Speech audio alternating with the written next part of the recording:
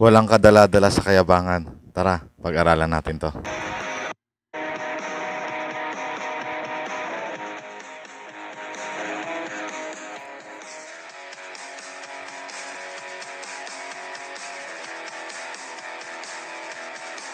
Isang magandang araw po sa inyong lahat at welcome po kayo sa aking YouTube channel. Kung first time nyo pa lamang po sa aking YouTube channel ay paki-like, share, and subscribe po, no? At kung sakaling iba naman po ang inyong paniniwala ay maganda pa rin po na pakinggan at mag-aral po tayo ng mabuti para makita natin kung ano po yung totoo at kung sino yung nagsasabi ng katotohanan. So ngayon po ay again ay pag-aaralan ulit natin si Sanrio, no, kasi isa sa mga paborito kong si F dito ngayon. Kasi nga hindi ko alam kung saan siya kumukuha ng lakas ng loob, no. Andun yung makikita natin yung ano niya, yung kayabangan. Kabago-bago pa lamang, nag-aaral pa lamang. Merong passage sa James, no, na yung mga bago dapat ay wag mo nang share ng gospel, no. Ganun yung idea doon. Dahil mas strict ang word of God sa mga nagtuturo, no, kumpara sa mga nakikinig. So ngayong araw po ay dito sa pag-aaral natin, merong bagong content si Sanrio. Parang ginaya pa si si Eli Soriano. Itanong mo kay Sanrio yung parang pinaka-segment niya. Ano siya, maraming alam at itatanong natin sa kanya. Magtatanong tayo sa kanya pero pag-aaralan niya muna yon bago niya sabihin yung sagot. So, okay naman yun, no? Pero yung hinamon ko siya, hindi siya nakapalag, no, doon sa may exegesis. Tapos yung sa may history sa history, nag-present ako ng bakit hindi ako naniniwala sa apocryphal books. So, naglatag ako ng historical facts. So, hindi pa rin niya sinasagot yun, no? Kasi nga, wala naman talaga siya may sasagot. Tapos ngayon ay nagkikwento siya patungkol sa true church, no? So mahaba yung mahaba yung Bible content niya. So ang gagawin ko is pipili ako ng mga portion na mga sinabi niya tapos papaliwanag natin, no? Based doon sa view natin kung bakit mali yung mga pinagsasabi niya. Sige, pakinggan natin siya. Sa oras na ito, magandang hapon po sa inyong lahat. Ito po yung first time presentations ko dito sa Russia TV. Kinakabahan ako. No? At pinagandaan ko po itong presentations natin na ito dahil ito yung pinaka-pilot episode ko. No? Ngayon, ang aking segment dito sa Russia TV ay tatawaging Itanong mo kay Sanrio, Biblia at referensya ang sasagot. Pero bago tayo magsimula, pinabati ko ang buong pamilya ko sa Sagrada Pamilya, Cursilio team sa Maynila, kay Jen, kay Austin, kay Jan Avila, no, kay Ashley Imperia, sa lahat ng kaibigan ko yung shout out. So magsisimula na po tayo agad, sayang ang oras. Okay. Ang paksa natin ngayon, dahil ito ang unang-unang presentations ko, ipakikita ko at patutunayan ko sa inyo na ang tunay na iglesyang tatag ni Kristo ay ang Catholic Church. Hindi protestante ang tinatag ni Kristo na iglesia. Tulin ko muna dito, no. So, doon sa unang parang papatunayan niya na ang Catholic Church daw ang tatag o itinatag ni Jesus. So, medyo sabi ko nga, no, medyo parang tricky yon pag sinabi kasing Catholic. So, ganito po kasi yun, no, nung dumami na yung mga mananampalataya based sa history, ay ang unang tumawag po ng Catholic is si Ignacio po. Si Ignacio ay nasa Antioch. So, kung ang tanong nga po ay si Ignacio ba ay miyembro ng Catholic Church, ang sagot ay yes. Another tanong, kung si Ignacio ba ay member ng Roman Catholic Church, ang sagot ay no. Kasi si Ignacio po ay miyembro ng Antioch Catholic Church. Kasi nung unang panahon po, nung dumami na yung mga mananampalataya, ang tawag sa simbahan ay One Holy Catholic Apostolic Church. Ulitin ko po, no, One Holy Catholic Apostolic Church. At ito pong One Holy Catholic Apostolic Church ay binubuo ng limang, ang tawag nila is patriarch, mga leader. Andyan yung Alexandria, andyan yung Jerusalem, andyan yung Antioch, andyan yung Constantinople, at andyan yung Roman Catholic Church. Kaya medyo tricky yung sinasabi na ang tinayo ni Jesus Christ ay ang Catholic Church. Tama yon. Tama naman. Based sa history, ang simbahan na tinayo ni Jesus Christ is Catholic Church. At part lang ng Catholic Church yung Roman Catholic Church. Again, no, sabi ko nga, ang Catholic Church ay binubuo ng 5 at hindi lang yan Roman Catholic Church. At ang Roman Catholic Church ay nabibilang sa West o Western Church, no? At yung 4 ay nabibilang sa Eastern Church. So kahit saan po natin tignan, maging sa timeline, no, kapag tinignan natin, is isa lang po yung simbahan. Isa lang yung, parang isa lang talaga yung itong 5 to ay isa lang ang tawag sa kanila, no? Yung One Holy Catholic Apostolic Church. Hindi lang siya yung Roman Catholic Church. Kung titignan nga natin yung kasaysayan based sa Bible, no? Kung merong salima na nag-exist kasi nagsimula ang church sa Jerusalem, tapos nagkaroon ng persecution, nagsialisan yung mga mananampalataya doon, yung mga Hudyo, napunta ang second place nila na pinapakita sa may Bible, no, yung Antioch Church na nagko-compose ng halo na mga Hudyo at saka mga Gentiles, naghalo na. Tapos through Antioch Church is ito yung parang naging center ng missionary journey. Si Pablo. Ito yung parang sending church niya. Sa magitan ng Antioch Church ay nakapag-ministry, nakaikot, nagkaroon ng mga missionary journey si Pablo, no? So parang sa panahon natin ngayon, parang yun yung simbahan ni Pablo. Tapos itong Antioch Church ay tumutulong sa kanya para sa ministry na sa kanyang pagmimisyon at nakakapunta siya sa ibang lugar. So kung titingnan natin between Roman Catholic at Antioch Catholic, mas masasabi natin ahead, mas matagal ang Antioch Church, mas naunang na-establish ang Antioch Church kumpara sa Roman Catholic Church. Okay. Paano natin ito mapapatunayan, mga kapanalig? Matthew 16 verse 18, Pedro, sa ibabaw ng batong ito, itatayo ko ang aking iglesia at ang pintuan ng Hades kailanman ay hindi makakapanaig. Laban dito. Tanong, saan lugar nagtatag si Kristo ng iglesia? Sa Punta Santa Ana? Hindi. Amerika? Hindi. Saan nagtatag si Kristo? Apalit, Pampanga? Hindi. Nagtatag si Kristo ng kanyang iglesyang itatayo na hanggang ngayon ay nagpapatuloy sa bayan ng Jerusalem. No? Putulin ko po uli dito, no? Tapos sa pangalawang arguments niya is ginamit niya yung sa may Matthew 16:18, no? Na ikaw Pedro, nasa ibabaw ng batong ito ay itatayo ko ang aking iglesia. So yan po yung isang ginagamit ng Roman Catholic Church para depensahan yung papacy na kung saan ay si Pablo daw o si Pedro daw yung unang pope, tinalaga sa kanya yung pag-establish ng simbahan, tapos nagkaroon ng succession, no, yung parang naipapasa sa ibang mga tao. Tapos ngayon nga si Pope Francis. So ganyan po yung paliwanag nila, no. I'm sure hindi siya aware sa mga history na nangyari. At ang challenge ko sa inyo at challenge ko kay Sanrio, no, magbasa siya ng early church fathers. So ang tanong ko ganito, Sanrio, bigyan mo nga ako ng between hanggang 4th century, yung word na pope ba ay na meron bang word na pope?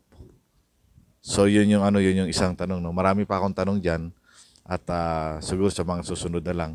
Ganito yung paliwanag nila, no, bawat simbahan ay may mga bishops, tapos later on yung mga bishops na yon ay naging ano na no, sa paglipas ng panahon ay naging pope na. Pero meron pa ring sablay doon kasi unang-una yung mga bishops nung unang panahon may asawa. Bakit yung pope ngayon, yung Santo Papa, walang asawa? So ang daming ano niya, ang daming issues na kinakaharap. Ang isang issues pa doon is sa bawat simbahan is ruled by elders and bishops. Ibig sabihin sa isang simbahan, hindi lang isa yung ano, yung namumuno, marami sila. So hindi yan na parang pinamumuno ng isang tao lang, no. So doon pa rin is sablay sila. Then doon po sa paggamit niya ng talata uli, no.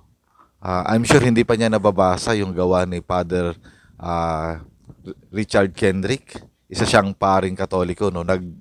Nag-research talaga siya sa history. Nag-research siya ng mga early church fathers at meron siyang magandang ipinakita, no, kung paano in-interpret yung Matthew 16:18 na yan ng mga early church fathers. At based dun sa kanyang research is ang layo ng kung ano yung stand ngayon ng Roman Catholic. Ang layo doon sa kanyang ni-research, no. So I challenge si Sanrio at iba pang mga Roman Catholic na nagsisik ng katotohanan. Subukan yung i-search si Father Richard Kendrick. Meron siyang libro, no, nakalimutan ko yung title. Inside the Vatican yata yun, something ganon. Kinikwento niya kung ano yung nangyari during sa pagpili ng papacy that time. Meron akong nabasa doon na bawal sila mag-usap. Mga bishop, mga ano bang tawag diyan, yung mga clergy nung unang panahon sa panahon niya. Tapos bawal din magpa-interview. So yun yung mga natatandaan ko, no. So meron siyang nakita kung paano in-interpret ng early church fathers yung Matthew chapter 16 verse 18 na ngayon po ay malayong-malayo sa sinasabi nila. Yes, Christian denomination that has always existed since the first century and is the only original and true Christian church in history. Kinikilala ng world history na ang true Christian church is the Catholic Church. Why? Nag-exist first century. The question is, may protestante ba ng first century? Wala. Putulin muna natin dito at tignan natin again itong timeline ng church history. So nung ma-establish na ni Jesus or ng mga apostles ang simbahan, ay tinatawag po yon one holy, kaya nga po sabi ko kanina na one holy Catholic and Apostolic Church. At yung one holy Catholic and Apostolic Church na yan ay binubuo ng 5 patriarch. At yan po yung pagka-aware tayo doon sa may Nicene Council, Canon 6. So maganda na basahin niyo po yun, no, kung ano yung pinag-usapan doon. Pero dito sa One Holy Catholic Apostolic Church, 5 parang malalaking simbahan ang bumubuo dyan. At isa na doon yung Roman Catholic. Then, kaya nga minsan parang medyo deceiving, no? Yung halimbawa pag sinabing ang Catholic Church ang tinayo ng Panginoon, tama naman, Catholic Church. Pero pag halimbawa sinabing ang Roman Catholic Church ay tinayo ng Panginoon, part lang din siya.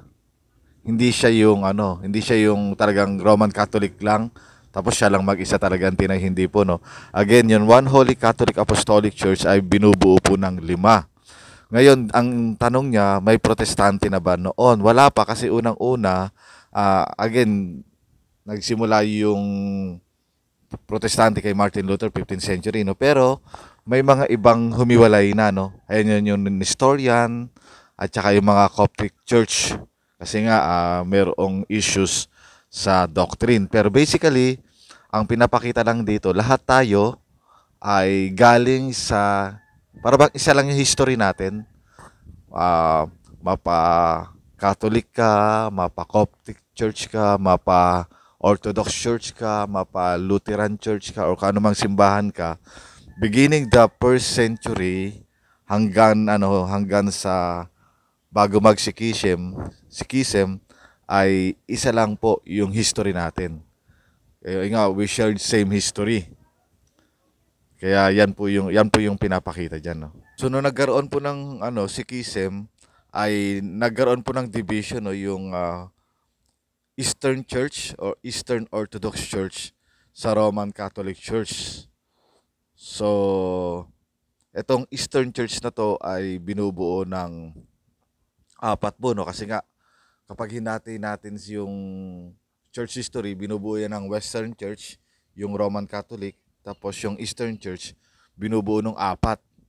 So parang ganito po yun, no? Sabi ko kanina, yung One Holy Catholic Apostolic Church ay binubuo ng 5. Tapos pagdating ng Sikhism, yung Roman Catholic na nag-iisa, humiwalay. At itong Eastern Orthodox Church ay composed to ng 4, no? Bagamat sa history po ay nasakop ng ibang mananakop, yung ibang, let's say yung Constantinople nasakop, di ba? Pero in a sense, itong Eastern Church ay binubuo ng 4 na simbahan o 4 na patriarch. Hindi Diyos. Okay. Next. The New Webster Dictionary of the English Language International Edition, page 155. Standard references. The Catholic Church is the original Christian Church. I repeat, di natin, the.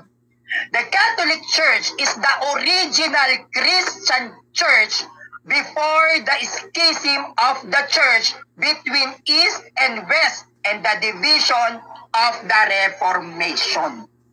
Bago pa magkabahabahagi ang simbahang Katoliko ang tunay. So, di ba tama ako na ginagamit ni Sanrio yung Catholic Church? Itong Catholic Church nung unang panahon is yung One Holy Catholic and Apostolic Church na nagre-represents ng 5 patriarch. Tapos sabi niya pagdating ng Sikhism, yung 1054, yan po yung Sikhism, no? Na-divide po, nahiwalay yung Roman Catholic Church sa Eastern Orthodox Church. Meron akong nabasa, no. Katoliko siya, nagtanong. Sinearch niya daw, sino daw yung founder ng Eastern Orthodox Church? Ang lumabas si Jesus Christ din. So dalawa na, no. Yung Roman Catholic Church, ang na-founder ay si Jesus Christ. Tapos yung Eastern Orthodox Church, ang founder ay si Jesus Christ din.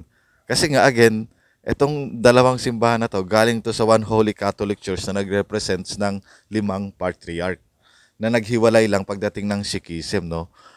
Maganda basahin nyo rin po kung ano yung naging issue dito sa Sikhism. Pero isa dito yung papacy, no? Kasi hindi naniniwala yung Eastern Orthodox sa papacy.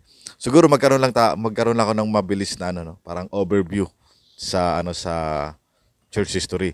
So nung na-establish ng mga apostles yung simbahan na mayroong 5 patriarch, ay pagdating po ng Nicaea, na kung saan nagkaroon po ng unang council po ng Nicaea, no? Sa Nicene, may tinatawag na Nicene Canon 6. Sa Nicene Canon 6, pinapakita doon na may kanya-kanya silang jurisdiction. Iba yung jurisdiction ng Roman Empire, iba yung jurisdiction ng Antioch, ng Constantinople, ng Alexandria sa Egypt, at iba rin sa Jerusalem, na kung saan ay parang nire-respeto nila, no? Kasi doon nanggaling yung simbahan. So habang tumatagal po ay may mga lumalabas na maling aral, tapos may mga defender po, Catholic defender, na kung saan ay parang niriribat nila, no, mga apologies, na kung saan ay kinakalaban nila yung mga nagtuturo ng maling aral. So dito na rin po sa kanila rin po nanggaling yung Biblia, no, sa 5 patriarch, hanggang sa unti-unti pong nabuo. At ang unang-una pong gumamit or nakabuo ng 27 books ng New Testament ay si Ignatius of Antioch. Si Athanasius ng Alexandria. So ang tanong is, si Athanasius of Alexandria ba ay member ng Catholic Church? Again, yung member ba doon siya sa 5 simbahan pag sinabing Catholic Church? So, siyempre, member siya.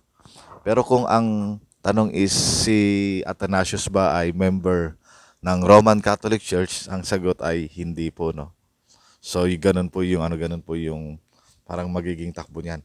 Then, between 1st century hanggang 4th century, wala pong idea ng papacy. Maging si Peter na pinaka parang tinitingala na parang leader, ay hindi po nila hindi nila kinikilalang ganun. Wala silang aral na ganun. Nag-start lang yung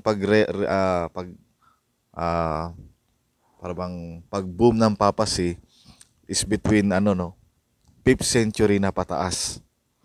So maganda po mag-aral kayo, magbasa kayo ng church history para malaman ninyo po. Then matapos pong humiwalay ng Roman Catholic Church sa Eastern Orthodox Church, ay nagkaroon din po yun na nga po yung 95 Theses ni Martin Luther, kung saan ay kine-question po niya yung indulgences. Kaya ang tanong ko din kay Sanrio, naniniwala ka ba sa pangaral ni John Tetzel about sa indulgences? Kinakailangan magbigay ng pera para patawarin ang kasalanan. So yun ang magandang hamon, no? Kasi minsan masyadong binibigyan diin na nagprotesta si Martin Luther, umaway or kinaaway daw yung Roman Catholic Church o yung papacy o kung sino man, no? Pero ang hindi nila nakikita, bakit ba nagkaganon, di ba? Kini-question lang ni Martin Luther na alam niyang mali, no? Doon sa Diet of Worms, ini-interview si Martin Luther, parang binibigyan pa siya ng huling pagkakataon na mag-recant siya sa kanyang mga pinaggagawa. Ibig sabihin parang humingi na sorry, magbago ng isip, no? At bumalik doon sa paniniwalang Roman Catholic. Sabi niya, hanggat hindi niyo napapatunayan na very clear yan yung mga ginagawa niyo sa Bible,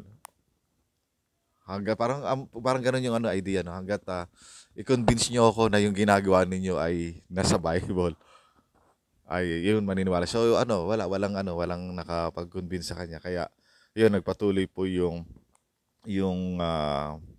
Protestantism na yun, no? Tapos naging available sa mga tao yung Bible. Kasi dati yung Bible ay hindi yan available, eh. Meron akong isang nabasa, no? Dati ang approach ng Roman Catholic is pinagbabawal yung Bible sa mga tao para maging ignorante.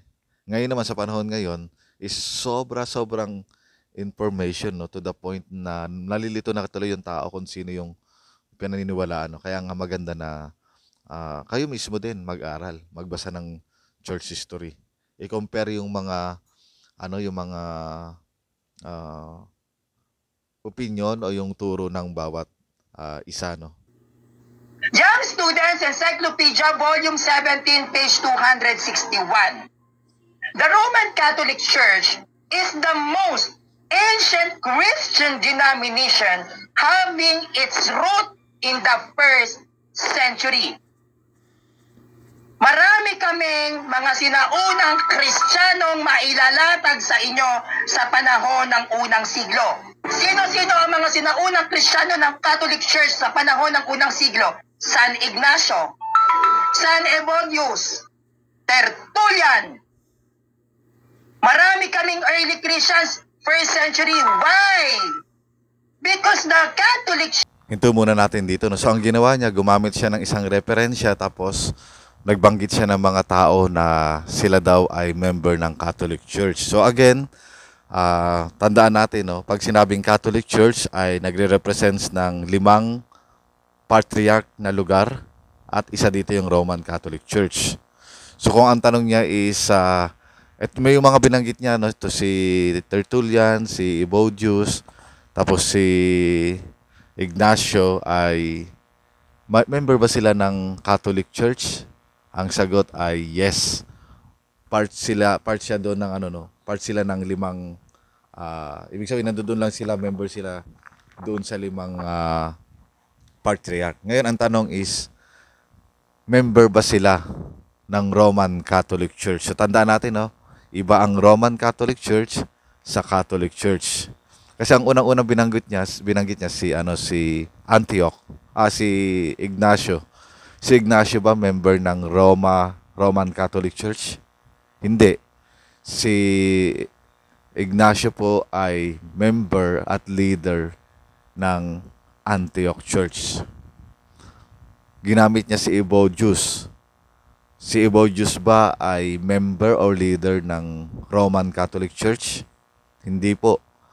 Si Ibo ay ginamit niya si Tertullian.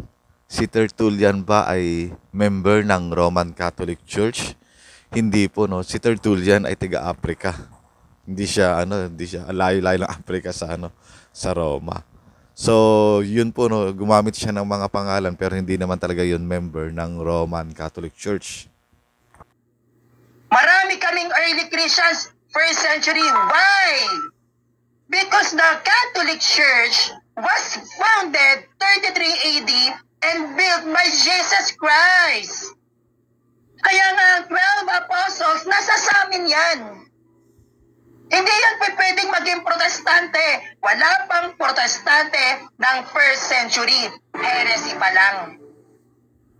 So yun, no, putulin muna natin dito. Pero dun sa may sinabi niya, yung church ay binuo ng AD 33, tama naman yun. Tapos yung 12 disciples daw ay sa kanila yon.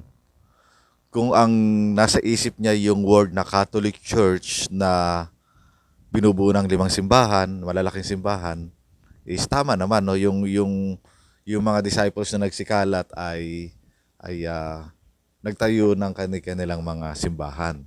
So pero dito sa tanong ko, sasakit yung ulo ni Sanrio. Malamang hindi na naman niya sasagutin.